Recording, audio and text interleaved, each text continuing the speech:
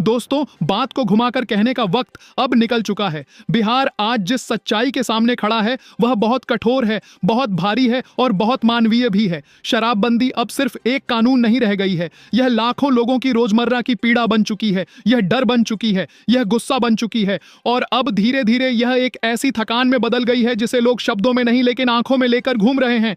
2016 में जब शराबबंदी लागू हुई थी तब इसे नैतिक साहस का प्रतीक बताया गया था।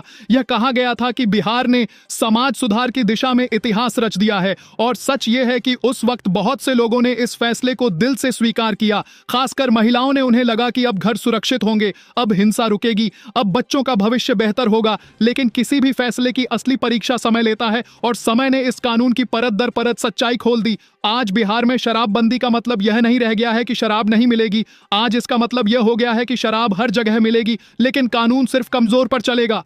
आज का बिहार यह देख रहा है कि एक तरफ अवैध शराब का नेटवर्क दिन पर दिन मजबूत होता गया, दूसरी तरफ गरीब मजदूर, किसान, दिहाड़ी करने वाला युवक इस कानून की चक्की में पिसता चला गया।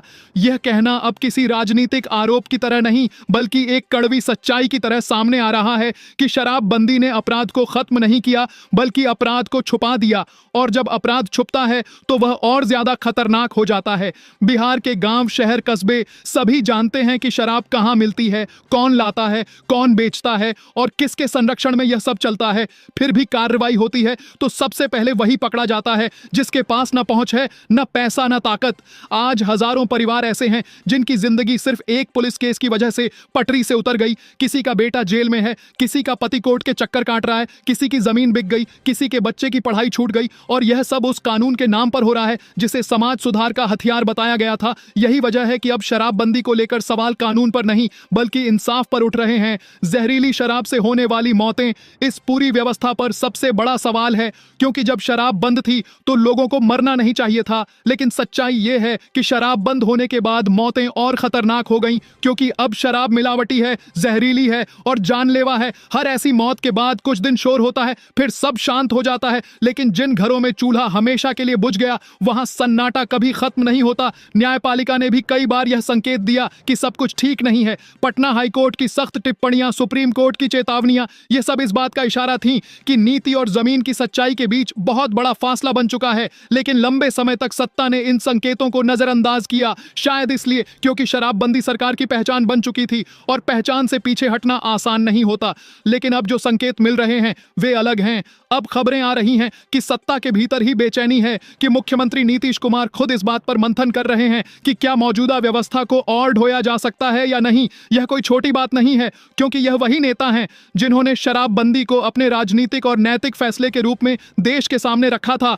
सूत्रों के मुताबिक हालिया बैठकों में पहली बार यह बात खुले तौर पर रखी गई कि शराबबंदी अब सरकार की ताकत नहीं बल्कि कमजोरी बनती जा रही है। मंत्रियों ने यह भी कहा कि जनता सरकार से जवाब मांग रही है और हर चुनाव, हर सभा, हर मुलाकात में यही सवाल उठता है कि जब शराब हर जगह मिल रही है तो फिर यह कानून किस लिए है। यह स्वीकार करना कि कानून असफल हो रहा है किसी भी सरकार के लिए आसान नहीं होता, लेकिन उससे भी मुश्किल होता है उस असफलता की कीमत को रोज रोज जनता को चुकाते देखना। शायद यही वजह है कि अब नीति बदलने की बातें गंभीर हो चली हैं।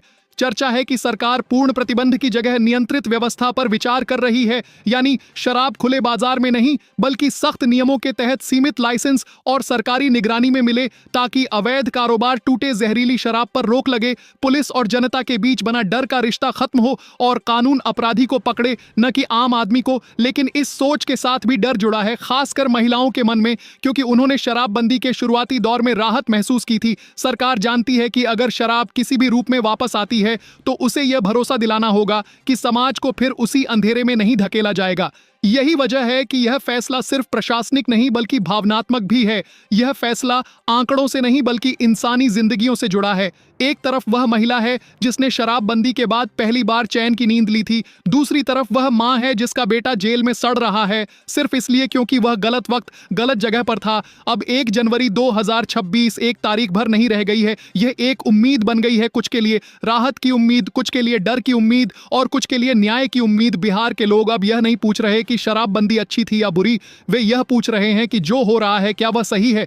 नीतीश कुमार के सामने अब सबसे कठिन सवाल खड़ा है, क्या वह अपनी सबसे बड़ी पहचान से पीछे हटने का साहस करेंगे या फिर उसे किसी नए रूप में ढालने की कोशिश करेंगे, क्योंकि अब यह साफ हो चुका है कि जैसा चल रहा है वैसा और नहीं चल सकता। बिहार आज इंतजार कर रहा है किसी घोषणा का नहीं, बल्कि किसी ईमानदार फैसले का। ऐसा फैसला जो यह माने कि गलती हुई थी, ऐसा फैसला जो यह माने कि कानून का मकसद सजा नहीं सुरक्षा होता है, और अगर कानून ही डर बन जाए तो उसे बदलना मजबूरी नहीं जिम्मेदारी बन जाती है। यह फैसला चाहे जो भी हो, लेकिन एक बात तय है कि बिहार अब चुप नहीं है। बिहार सवाल कर रहा है, और जब जनता सवाल करने लगे तो इतिहास में बदलाव जरूर होता है। अब देखना यह है कि वह बदलाव किस दिशा में जाएगा। और दोस्तों, अगर आपको यह पूरी बात सच्ची लगी हो, अगर आपको लगा हो कि यह सिर्फ खबर नहीं बल्कि बिहार की असली आवाज है, तो इस आवाज को और मजबूत करना आपकी जिम्मेदारी भी बनती है। वीडियो को लाइक जरूर करें ताकि यह मुद्दा ज्यादा से ज्यादा लोगों तक पहुंचे। चैनल को सब्सक्राइब करें ताकि बिहार से जुड़ी हर बड़ी सच्ची और जमीन से जुड़ी खबर आप तक सबसे पहले पहुंच सके। और इस वीडियो को शेयर करें, क्योंकि जब तक सच हर घर तक नहीं पहुंचेगा, बदलाव की उम्मीद अधूरी रहेगी। हम सवाल पूछते रहेंगे, हम सच दिखाते रहेंगे, बस आप हमारे साथ बने रहिए।